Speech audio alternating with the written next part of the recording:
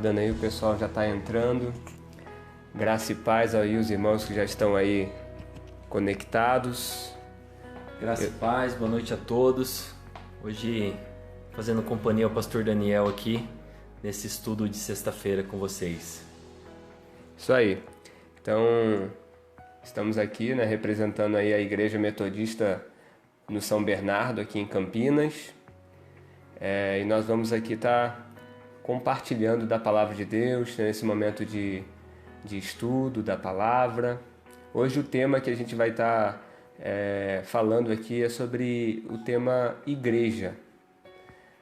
Igreja, Corpo de Cristo, sobre o tema da unidade, né? Quantas igrejas aí, há um questionamento geral aí durante a semana, né, Wagner, a respeito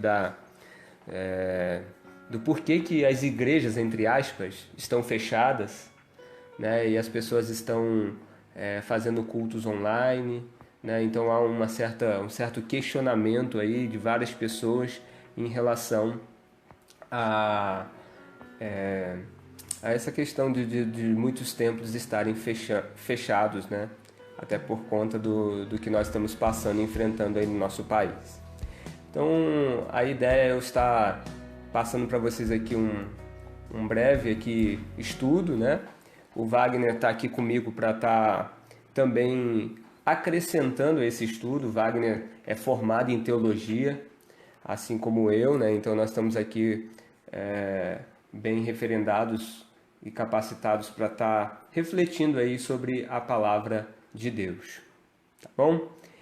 Amém, então. Então vamos dar início ao nosso estudo.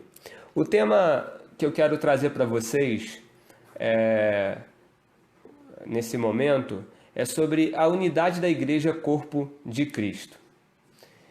E a grande questão que eu quero perguntar, né, para a nossa reflexão inicialmente é: o que é a igreja? Já que nós estamos sendo aí bombardeados com tantas coisas, né, com tantas informações ou desinformações, com tantas críticas, né, o questionamento: por que a igreja, entre aspas, né, o templo fechou as portas? Por que a igreja, que é o lugar ali de esperança, o lugar da salvação, o lugar da palavra de Deus, por que as portas estão ali fechadas?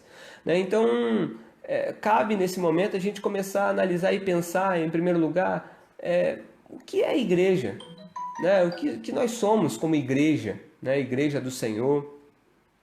Então é muito importante a gente refletir sobre isso, sobre a essência, a natureza, o que a palavra de Deus ela nos fala acerca da igreja. E aí eu quero trazer um conceito de Paulo dentro da nossa reflexão de hoje.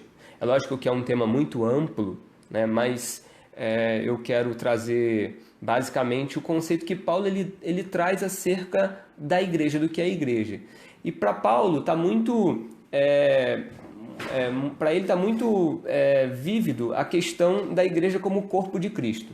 Então, se você quiser acompanhar aí comigo, lá em Efésios, no capítulo 1, no versículo 22 e 23, nós temos Paulo falando acerca do que ele pensa sobre o que é a igreja para ele.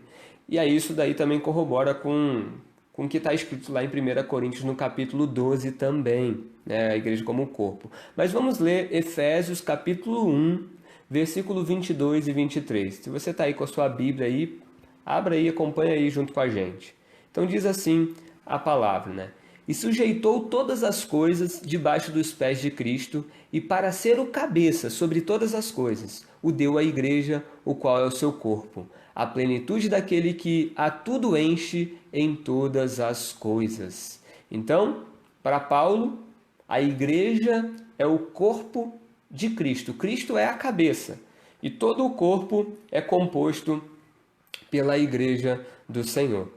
Então esse é o conceito que Paulo ele tem e que é a imagem que Paulo ele mais admira e que ele mais gosta para falar sobre a igreja, né? Então quando Paulo pensa sobre igreja, ele fala a respeito do corpo, né? Como diz lá também em 1 Coríntios capítulo 12, né? Que ele expressa e vai falando sobre os membros, sobre cada característica dos membros desse corpo.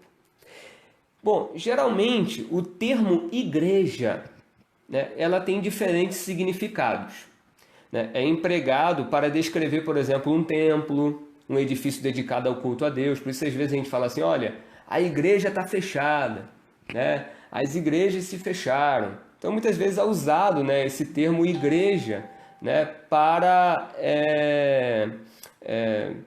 edifícios, né, que são usados para culto, né? Mas também igreja é usado para destacar uma instituição religiosa, né, para descrever também o corpo de Cristo, o povo de Deus, como a gente vê na Bíblia, no Novo Testamento. Mas é bom a gente analisar no texto bíblico o que realmente significa esse termo igreja. E aí a gente tem que ir no original para a gente entender mais ou menos o que essa palavra quer nos dizer, né? Então, a palavra grega que a gente traduz por igreja é a palavra eclésia, que significa literalmente o chamado para fora. Então, é uma junção de duas palavras que tem esse objetivo, né? Que tem esse sentido, né? O chamado para fora. Né? O verbo kaleo, que tem a ideia do chamado, né? É mais ou menos aquela ideia relacionada aonde o próprio Cristo, o próprio Deus, chama as pessoas, chama para quê? Chama para a salvação, chama para a comunhão com Ele, né? Então a igreja, né, é formada por esses que são chamados para fora. E fora de quê? Né? Fora, muitas vezes é entendido como os chamados para fora do pecado, do sistema mundano que a gente vivencia, né? Para, acima de tudo, estar unido a Deus e servi-lo em santidade e em amor. Então, esse é o sentido e o conceito da palavra eclésia, né? Que está interligado a essa questão do chamado, né? De Deus que chama, que vocaciona, que chama as pessoas. Por isso, o propósito e a finalidade, Deus ele quer salvar as pessoas, Deus quer alcançar as pessoas, né? E aí a Bíblia diz que o Espírito convence o homem do pecado e do juízo, né? Então, o propósito de Deus é trazer a salvação.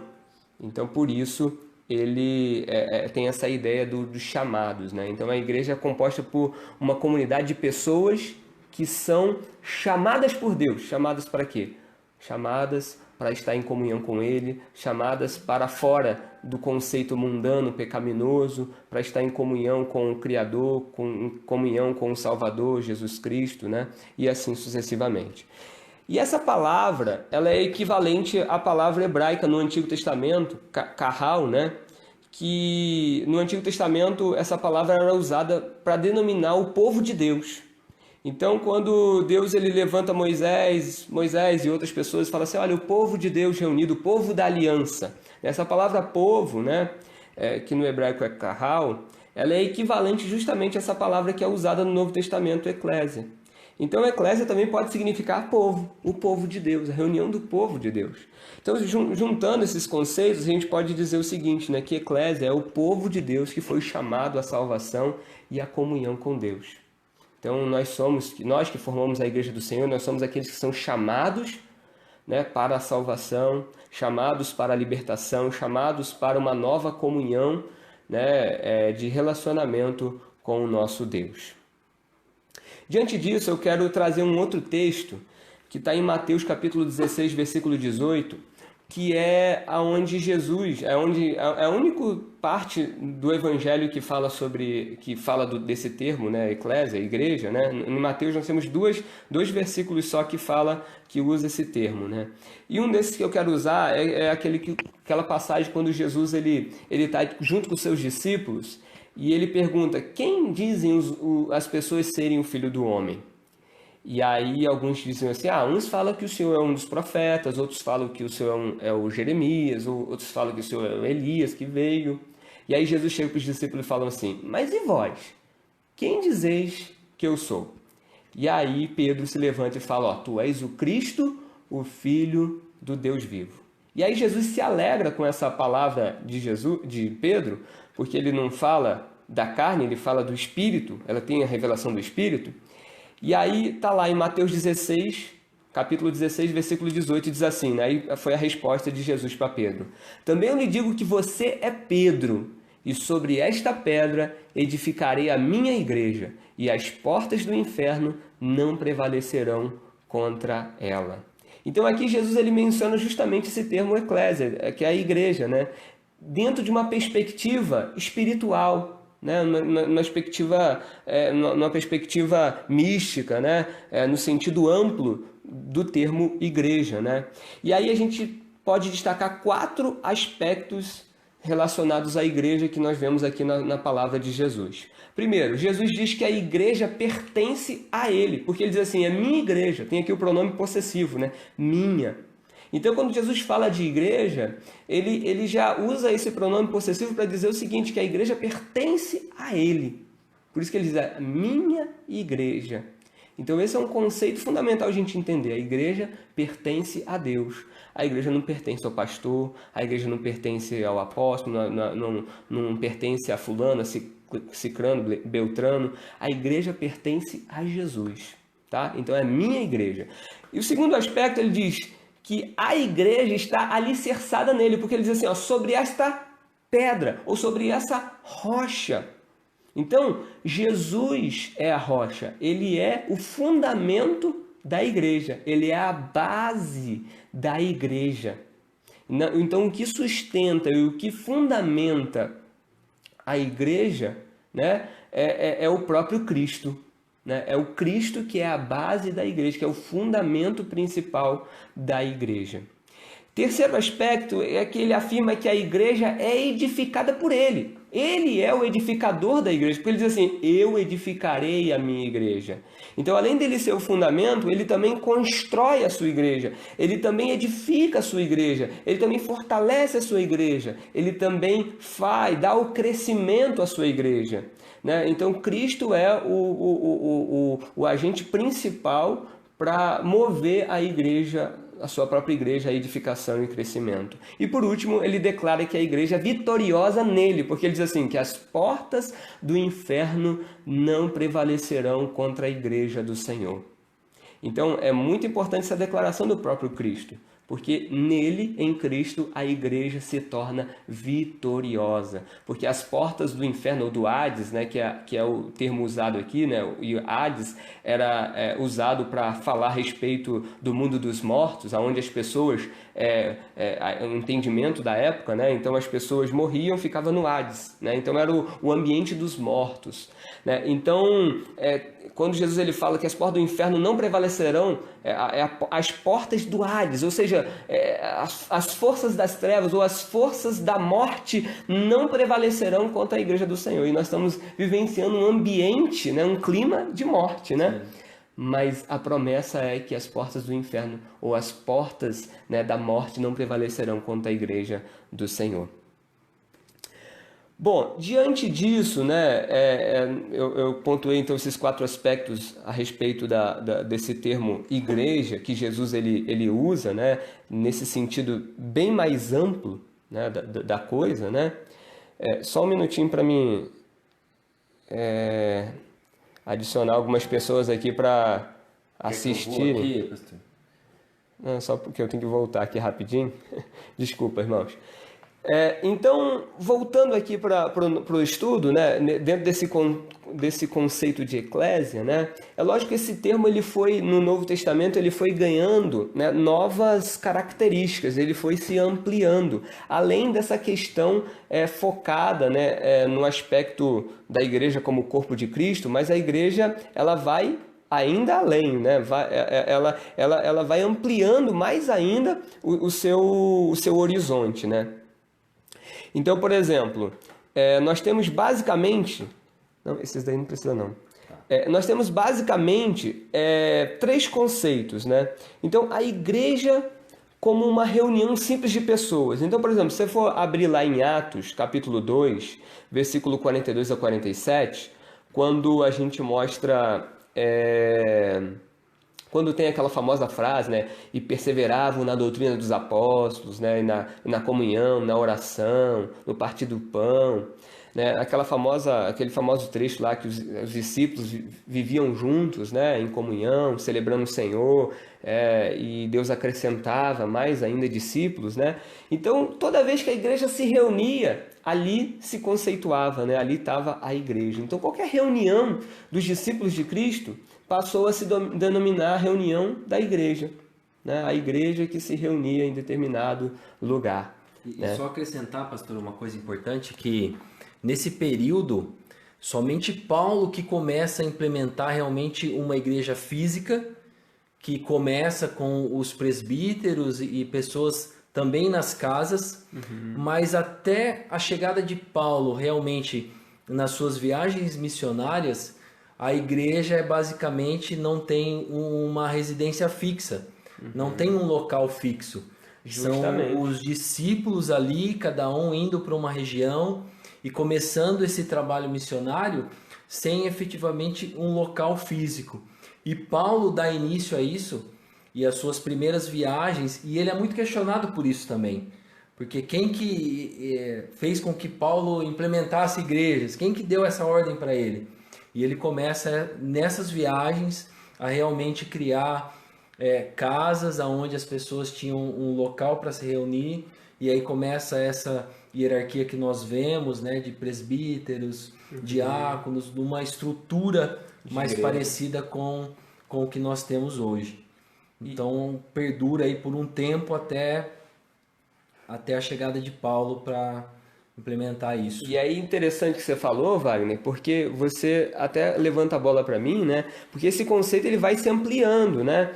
Então a gente vai vendo a partir de Paulo, como bem o Wagner pontuou, que esse conceito vai denominando justamente a reunião de determinados locais, porque a igreja, o evangelho vai se espalhando, vai crescendo, né? E muitas pessoas vão sendo alcançadas em determinados lugares. Paulo é considerado o apóstolo dos gentios, então ele vai para o mundo ali, todo o Império Romano, né?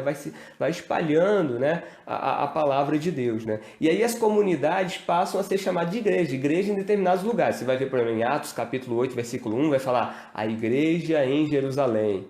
Lá em Romanos 16 vai falar a igreja em Cesareia, a igreja em Roma, a igreja em Corinto. Então a igreja vai passando a ter também um endereço, um espaço geográfico onde as pessoas se reuniam. Mas mesmo a igreja tendo esse espaço geográfico, ela não, igreja não é tijolo, não é o espaço físico. Mas a igreja é o ambiente, pode ser também, né, o local, que pode ser sim um local de tijolo, vamos dizer assim, que a gente se reúne, né? Mas acima de tudo é um local onde as pessoas se reúnem para buscar a Deus, né? Então ela só se torna igreja porque tem pessoas ali para estar buscando ao Senhor. E que pessoas são essas? São aqueles que são chamados a estar em comunhão com Deus, né? Então ela passa a ter sim um endereço, uma localidade, mas mesmo assim ela só se torna mesmo igreja porque aqueles cristãos que se reuniam para cultuar a Deus, né? Então, fora isso, né, a igreja, o conceito principal dela é esse organismo espiritual, esse organismo vivo. A igreja, acima de tudo, é um organismo vivo, né? O corpo místico de Cristo, conforme o próprio Paulo ele conceitua, apesar de ter igrejas locais, igrejas que se reuniam em determinados lugares. Mas, acima de tudo, essa igreja eram formados por pessoas que eram, acima de tudo, que estavam em comunhão com o Senhor, né? Aí nós temos também, se fôssemos falar aqui, né, o próprio Pedro, por exemplo, ele usa uma outra linguagem, né, lá em 1 Pedro, capítulo 2, versículo 5, e ele chama os irmãos, né, de pedras vivas, né, como se fossem esses tijolos vivos, né, pedras vivas, que as construções eram feitas de pedras, né, então que edificavam um edifício, né, que levantava-se um edifício e ali se tornava a igreja, né? Então ele conceitua dizendo que as pessoas que eram as pedras vivas e que formavam então a igreja. Agora, para a gente entender ainda mais e avançar dentro desse tema da igreja como o corpo de Cristo, que vai, né, ampliando mais nesse horizonte, é fundamental que nesse DNA da igreja formada por Cristo, o tema da comunhão é muito interessante, é muito importante a gente colocar aqui em questão, né? Porque, acima de tudo, a comunhão é a missão que a igreja ela tem, uma missão conciliadora, né? Que é a identidade, né, dessa igreja, né?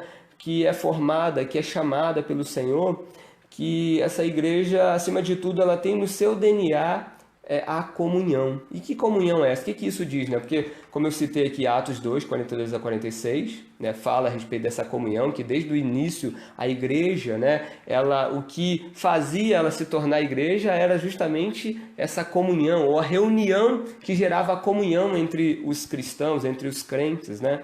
E Efésios capítulo 4 também, do versículo 1 ao 6, eu vou ler esse texto também, você pode abrir aí e deixar preparado aí, ele também vai trabalhar muito esse tema. A palavra comunhão, ela é a chave para entender principalmente o rápido progresso da igreja, formada basicamente por dois povos, porque a igreja, ela inicia com judeus, né? Jesus era judeu e formou seus discípulos que eram judeus, mas o evangelho se espalha e rompe a fronteira da Palestina e vai por todo o Império Romano, indo pela Ásia e atingindo até a Europa. Então, ela passa a alcançar os gentios, que era considerado aqueles povos pagãos que serviam a outros deuses, né? Então, principalmente por meio do ministério de Paulo, um grande missionário que ele foi, o evangelho foi proclamado e alcançou, né, muitas pessoas, né? Então passou a ter dois povos, né, os judeus e os gentios. Mas a igreja passa a ser, né, um reflexo da comunhão entre esses dois povos que se unificam. Então a igreja ela somente progrediu mediante a comunhão e unidade de seus membros. A Bíblia então assevera que ambos os povos, Deus fez apenas um, constituindo o corpo místico de Cristo. Por isso que Paulo vai dizer, não existe nem grego, nem judeu, nem homem, nem mulher, é um povo só, todos somos um em Cristo, né? E definindo a palavra comunhão, né?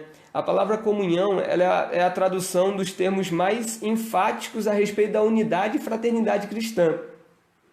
Lá em Atos 2,42 diz assim, e perseveravam na doutrina dos apóstolos e na comunhão. A palavra aqui, comunhão, é koinonia. Então, o sentido dessa palavra no Novo Testamento vai além da associação de pessoas, ou uma agremiação, ou um companheirismo. Vai muito além desses conceitos usuais que a gente usa aí. A comunhão que trata as Escrituras, né, temos vários textos que falam sobre isso, Filipenses 2:1, 1 João 1:3... Na verdade, resulta, acima de tudo, da comunhão que temos em Cristo. Então, quando a Bíblia fala de comunhão, é, acima de tudo, uma comunhão que começa entre a pessoa que foi chamada à salvação com Deus. Então, a ênfase, né, acima de tudo, a prioridade, né, é levar a pessoa que foi chamada das trevas, que foi chamada do pecado, né, à salvação, ela passa, então, a estar em plena comunhão com o seu Criador, em comunhão com Deus, em comunhão com Cristo. Então, essa koinonia é o relacionamento, acima de tudo, né, desse ser, dessa pessoa, com o Cristo Salvador, ou com o próprio Espírito, né? A comunhão do Espírito e no Espírito, né? Lá em 2 Coríntios 13:13 fala muito sobre essa comunhão do Espírito, né? A comunhão da fé, a comunhão, né, que gera essa comunhão que vai vertical, né, entre a pessoa salva e Deus, que vai automaticamente gerar a comunhão de uns para com os outros, né? Então é fundamental entendermos igreja dentro desse conceito de comunhão também, porque igreja você está em comunhão com Deus, mas essa comunhão com Deus te leva a estar em comunhão também com o seu próximo. E a base disso tudo é o amor de Deus que é gerado em nossos corações. Com base nisso, você quer comentar alguma coisa, Wagner? Vamos seguir então aqui. Então, as bases da comunhão da igreja, né, é que a igreja não é um clube de amigos ou uma associação humana secular. Também a igreja não é uma empresa, né? Todavia, ela é o conjunto ou a comunhão dos redimidos em Cristo, ou seja, que eles foram chamados, lembra dessa palavra? Que compartilham da unidade do Espírito pelo vínculo da paz, conforme diz Efésios capítulo 4, versículo 3. A igreja é o corpo místico de Cristo e cada crente em particular é membro desse corpo glorioso. Então, todo aquele que é chamado por Deus, todo aquele que se converte, todo aquele que crê no Senhor, ele faz parte do corpo. Não há distinção. Basta ter fé, basta aceitar o chamado de Deus, né? Então, por conseguinte, então, a comunhão no Espírito é vital, né? Essa comunhão do Espírito é vital para a unidade e a paz da igreja, né? Então, para a gente manter então, essa qualidade, né, da unidade que a gente tem, porque comunhão também está ligado, né, a comum união, onde nós nos reunimos, acima de tudo, independente do lugar, para algo comum que nos une. Que algo comum é esse? É o próprio Cristo. Lá no Evangelho de Mateus, a gente vê lá um texto que fala o seguinte, né? Jesus ele fala assim: onde tiverem 2 ou 3 reunidos em meu nome, ali eu estarei presente, né? Então, ali então, a gente vê o que? A comunhão. Ou seja, eles se reúnem ou se unem a partir, né, de algo que é comum a eles, que é o quê? A própria presença de Deus, a própria presença de Cristo. Então, o que nos faz ser igreja? O que nos faz nos reunir para estarmos juntos, né, para exercer a nossa própria a fé, né? É o próprio Cristo, é a nossa fé que a gente tem em Cristo, aquele que nos salvou, aquele que nos redimiu, aquele que nos convenceu dos nossos pecados, né? Então, nós nos reunimos em comunhão porque Cristo é a base e é o fundamento, acima de tudo, da nossa reunião como igreja corpo de Cristo, né? E para isso, aí eu quero ler com vocês aqui Efésios, né? Efésios, no capítulo 4. Eu já estou concluindo já. Quem quiser também fazer alguma pergunta aí pode fazer.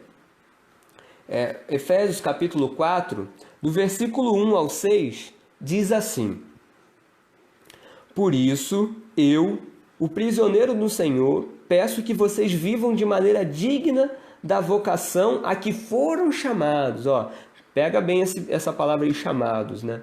Com toda humildade e mansidão, com longanimidade, suportando uns aos outros em amor, fazendo tudo para preservar a unidade do Espírito no vínculo da paz. Há somente um corpo e um só Espírito, como também é uma só a esperança para a qual vocês foram chamados. Há um só Senhor, uma só fé, um só batismo, um só Deus e Pai de todos, o qual é sobre todos, age por meio de todos e está em todos. Então, olha que interessante. Paulo exorta a igreja, acima de tudo, né, a andar ou viver de maneira digna da vocação pelo qual eles foram chamados. Olha que interessante, né? Chamado, aí a gente lembra do conceito inicial do que é a igreja, aquele que foi chamado para a salvação, chamado para a comunhão. Então todo aquele que é chamado precisa viver, né, de acordo, de modo digno, né, por meio do qual esse próprio Cristo te chamou para andar com ele. Né? E de que maneira a gente pode andar de modo digno? Aí ele fala, né? Como que eu ando, né, de modo digno pelo chamado que Deus ele me fez, no chamado à comunhão, à salvação. Ele fala sobre 4 aspectos. Ele diz o seguinte, sobre 4 qualidades fundamentais que toda a igreja, né, todo cristão, todo crente, ele precisa vivenciar como igreja, né? Para estar em comunhão com Deus e, acima de tudo, uns com os outros, né? E aí ele vai falar de algumas virtudes, de algumas qualidades. Ele fala da humildade, ele fala da mansidão, ele fala da longanimidade e ele fala, de certa forma, da paciência, né? Então, humildade, né? Porque quando a gente se reúne como igreja, independente do local, né? Acima de tudo, nós somos chamados a estar em relacionamento. O Cristo, desde quando ele iniciou seu ministério, o chamado ao discipulado de Jesus sempre foi um chamado, e o discipulado está sempre ligado a relacionamento, a se relacionar.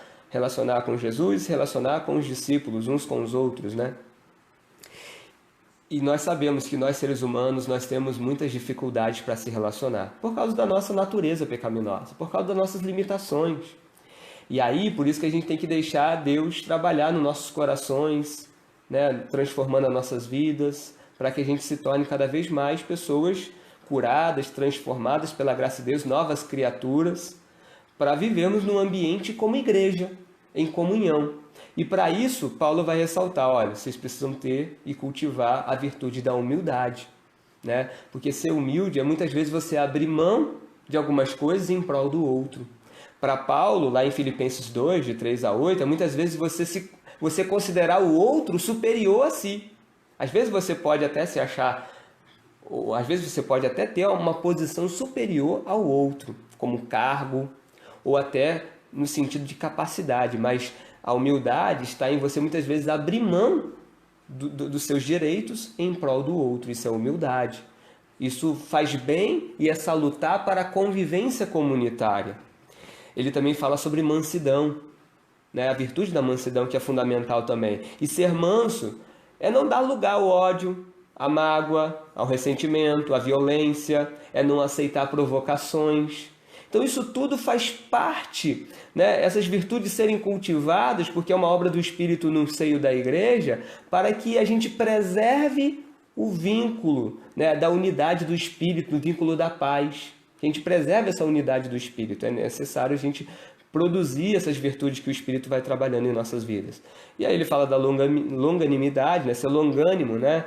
É você ter uma longa coragem e ânimo, ou seja, ser longânimo é você ser tolerante, é você ser paciente, principalmente com aqueles que são mais fracos, que têm maiores limitações, é suportar uns aos outros. É aquela palavra que Jesus ele fala, que o apóstolo fala, né? Suportai-vos uns aos outros, acima de tudo, que nós possamos suportar em amor, né? Então isso tudo a gente percebe, né? São coisas que a gente precisa praticar para estabelecermos esse vínculo e essa unidade, que isso é ser igreja. Agora, a quem interessa a nossa desunião, se caso...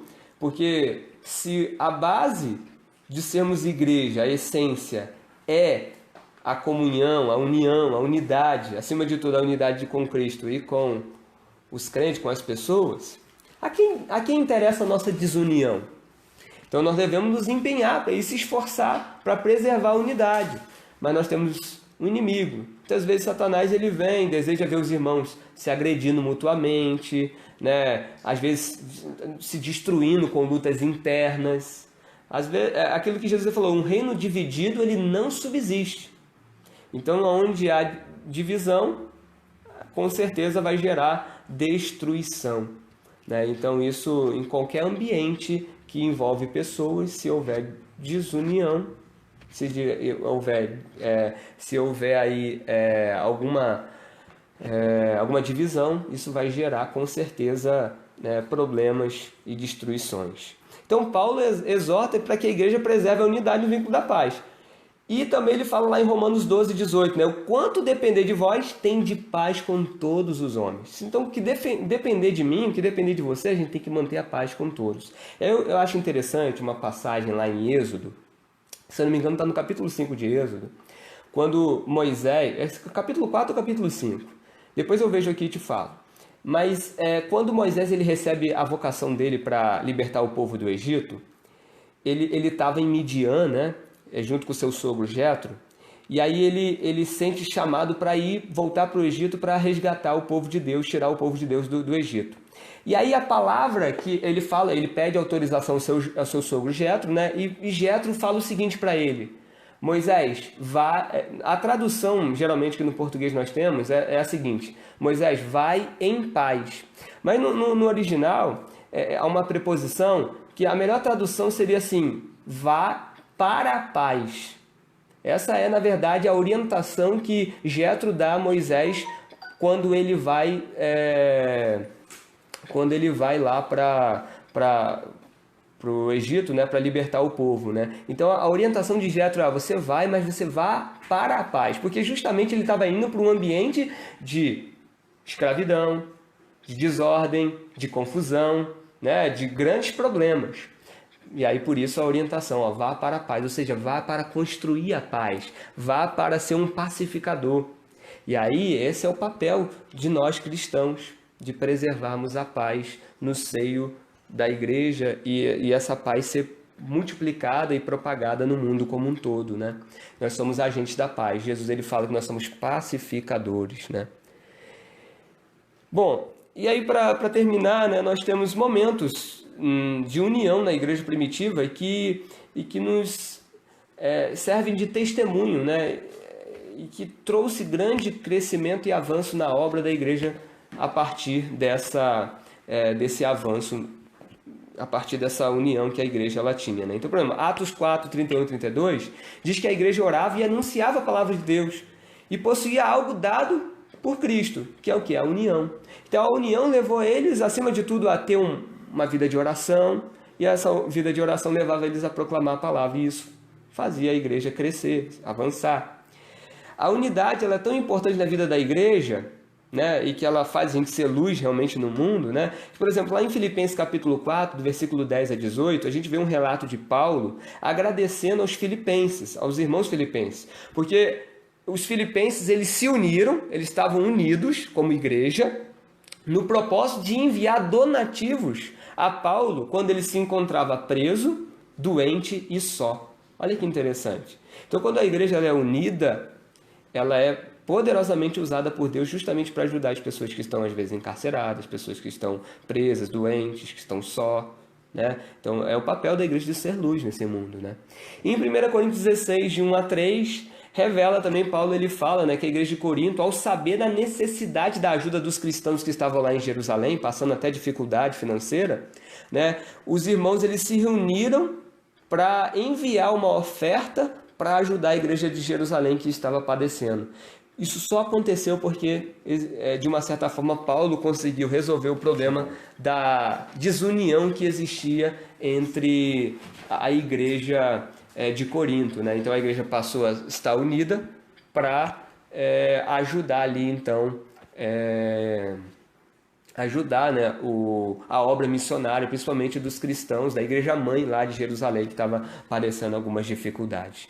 Então, queridos, o que eu quero mostrar para vocês, acima de tudo, dentro desse estudo de hoje, é mostrar a essência. Lógico, eu só pontuei aqui um aspecto da igreja. É lógico que a Bíblia tem vários outros exemplos do que é igreja, do que é ser igreja. O que eu estou falando aqui complementa, né? É um aspecto só. A gente não tem muito tempo para falar mais, né?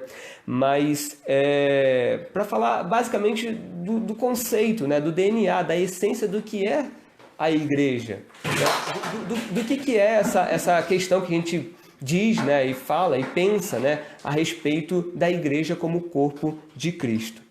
Tá bom? Então eu vou chamar aqui o Wagner agora, parece que tem alguma pergunta aí, o Wagner quer complementar também, Wagner? Ao vivo tem alguns imprevistos, mas vai ficar bom.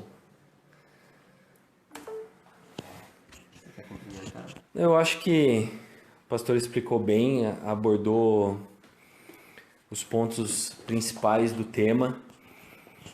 Essa é a nossa primeira sexta-feira aqui juntos, então a gente conta com a participação também dos irmãos que estão assistindo, para nesse momento estar fazendo suas perguntas, estar tirando suas dúvidas, para que a gente tente interagir da melhor forma possível dentro desse momento que a gente está vivendo. O nosso irmão Cido fez uma pergunta aqui, interessante, e que talvez possa ser também uma dúvida de muitas pessoas.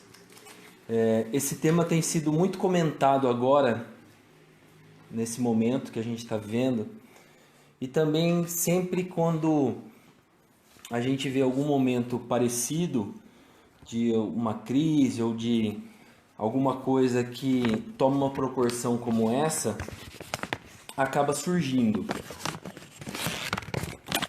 Então eu até anotei aqui que o meu celular ele estava acabando a bateria e eu saí correndo aqui pegar o cabo. Então a pergunta, pastor, que ele fez, ele diz assim: o momento em que estamos vivendo será que não seria também um despertar de Deus entre as igrejas? Considerando que não vivemos nos últimos 50 anos uma situação igual a que estamos vivendo hoje? Então, a pergunta está aí. Não, com certeza, né? Com certeza, eu acredito assim, que toda essa crise que a gente está vivenciando hoje, né? A gente... É uma mensagem de Deus também para nós. Eu digo assim, nada é em vão. Talvez é um momento, com certeza, das igrejas se unirem. Da igreja, não somente a igreja no sentido local de uma denominação, mas as igrejas no sentido todo, de realmente abrir mão, muitas vezes, da placa, não é isso? Da sua placa denominacional, e entender que, acima de tudo, nós somos corpo de Cristo, e que a igreja pertence a Jesus. E que, principalmente, a gente precisa se empenhar e nos unir no propósito até de combater essa epidemia ou pandemia que a gente está enfrentando hoje. Porque o que surge, justamente esse tema, por que desse tema? Eu estava comentando com o Wagner aqui, por que eu trouxe esse tema hoje? Porque justamente tem se debatido hoje em dia, né, e a igreja tem se dividido, alguns cristãos até discutindo ferrenhamente, né? Por que a igreja fechou as portas? Por que o templo fechou as portas? Né? Então, questionando essas questões. Então é o momento da gente também pensar e analisar justamente essa questão, né, da unidade, de abrirmos mão desse conceito denominacional e, acima de tudo, levantar a bandeira do Evangelho. E, acima de tudo, a igreja, né, o que Jesus nos ensinou é o amor, acima de tudo, o amor ao próximo.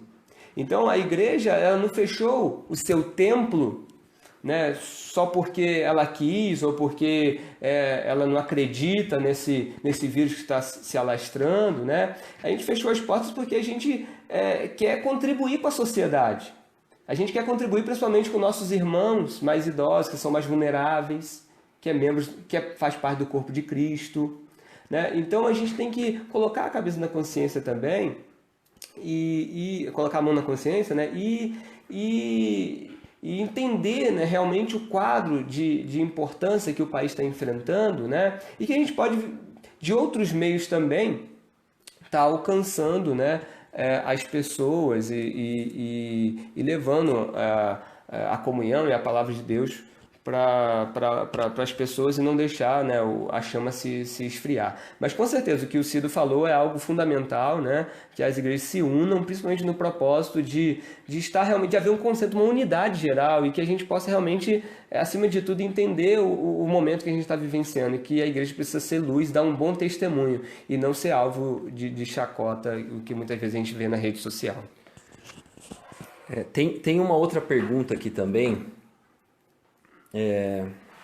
que diz assim: o que o membro precisa desenvolver nesse momento de crise e necessidade de isolamento? Tá surgindo perguntas aqui, viu, pastor? São perguntas que... Como é que é? Repete aí. Até é interessante, eu acho que pode ser uma dúvida de outras pessoas também, né?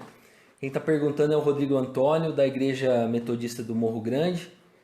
Então ele pergunta o que o membro precisa desenvolver nesse momento de crise e necessidade de isolamento.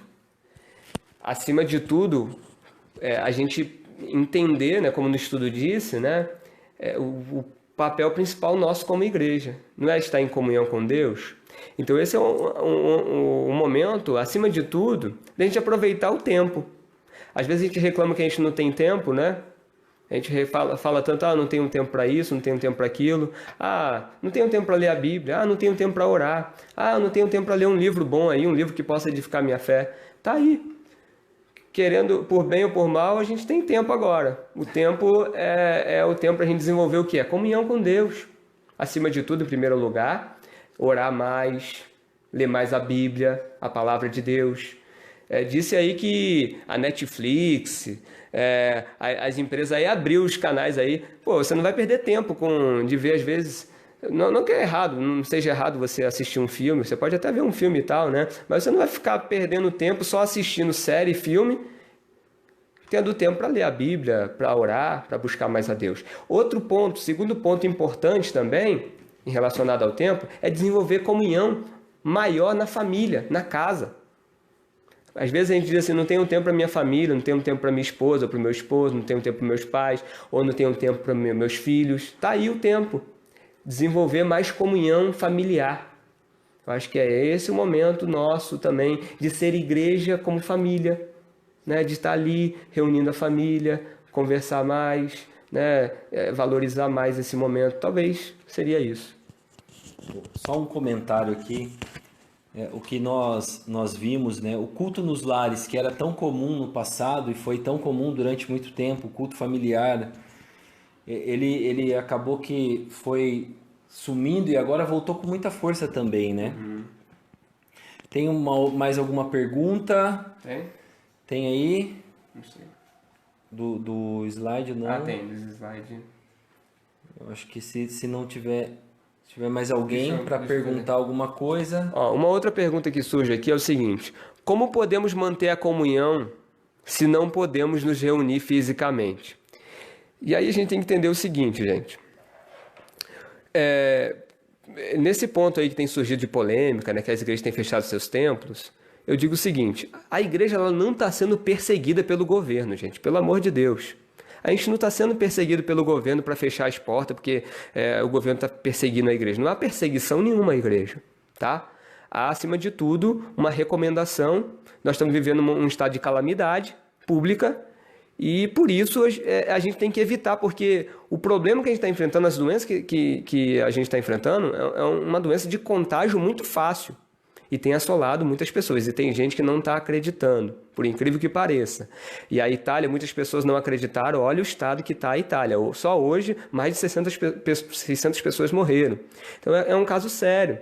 Então, acima de tudo, né, nós que somos a luz do mundo, que devemos proclamar a palavra de Deus, nós não podemos ser proclamadores e sermos vetores do vírus, de passar o vírus para outras pessoas. Então, por isso que a gente tem que ter muita responsabilidade.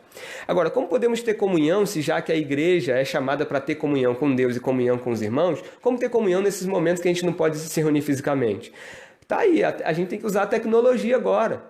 É um momento breve, é um momento que a gente tem de isolamento que não vai ser para sempre. A gente não vai estar para sempre assim, isolado. É um período que a gente tem que passar isolado, em quarentena. Agora, a gente está fazendo, por exemplo, nessa live aqui, a gente está em comunhão, estamos conectados. É uma maneira limitada? Mas é uma maneira de a gente estar junto. A gente pode ligar uns para os outros, usar o WhatsApp. Então a gente pode usar de outros meios tecnológicos que a gente tem hoje em dia para manter a comunhão uns com os outros. Tá bom? Bom, se alguém tiver mais alguma pergunta para estar fazendo pelo Facebook, agora é a hora. Pode participar, pode mandar sua pergunta, seu comentário. Tem um comentário aqui interessante que eu queria compartilhar, do Danilo Garcia. Ele diz assim: se observarmos com atenção nos evangelhos, notaremos que Jesus mais mandou ir para casa do que convidou para segui-lo. Onde moramos e vivemos. É ali que de fato somos. Senão seremos uma contradição ambulante quando nos referimos ser igreja, quando somente estamos reunidos num lugar. Ademais, hoje, muitos sobem ao púlpito santo e descem de uma forma não santa, onde notamos um descompasso entre mensagens e o viver Jesus com vocês. O que o Danilo está comentando aqui é que é um fato interessante e uma passagem que tem muito a ver com isso é a do Gadareno, que queria acompanhar Jesus e falou: vai para sua casa, é lá que você tem que compartilhar. Nós vemos isso também na mulher samaritana. Então, nós estamos com uma oportunidade muito grande hoje de poder compartilhar muito mais com quem está próximo do que com quem está longe, né? Acredito que isso é algo que nós podemos estar fazendo hoje. Amém. Então é isso, gente. Obrigado aí. A gente vai estar encerrando então. Vamos ter um momento de oração agora, né? Aproveitar para orar pelo nosso país.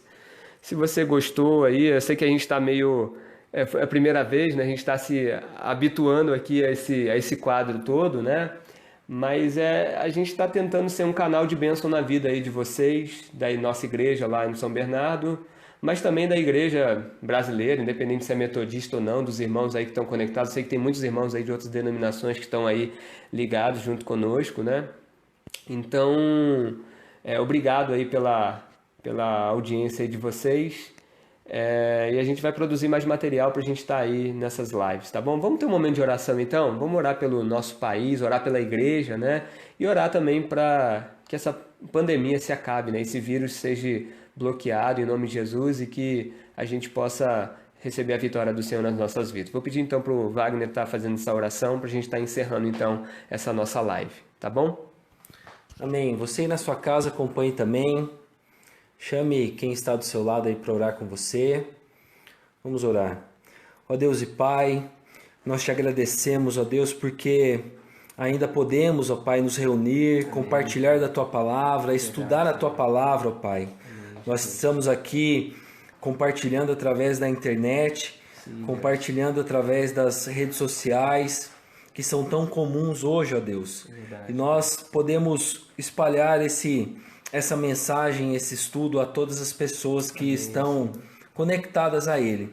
Ó Deus, clamamos nessa noite também pelo nosso país, que o Senhor, ó Deus, proteja, guarde as pessoas, ó Pai, proteja, dá sabedoria, ó Deus, nesse momento, para que possamos agir com responsabilidade, com consciência, ó Deus, sabendo que podemos, ó Deus, muitas vezes ser negligentes e acabar prejudicando outras pessoas, ó Pai. Então dê sabedoria, dê entendimento, dê paciência, ó Deus, ajude-nos a lidar com essa nova realidade de forma sábia, a nos dedicarmos mais à Tua Palavra, ó Deus.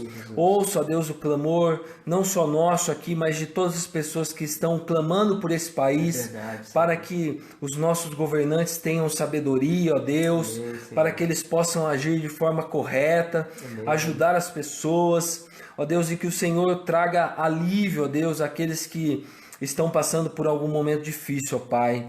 Abençoe, ó Deus, ajude as empresas, ó Pai, que estão sofrendo com tudo isso. Ajude aqueles que dependem, ó Deus, do comércio, das suas vendas, ó Pai, do seu trabalho.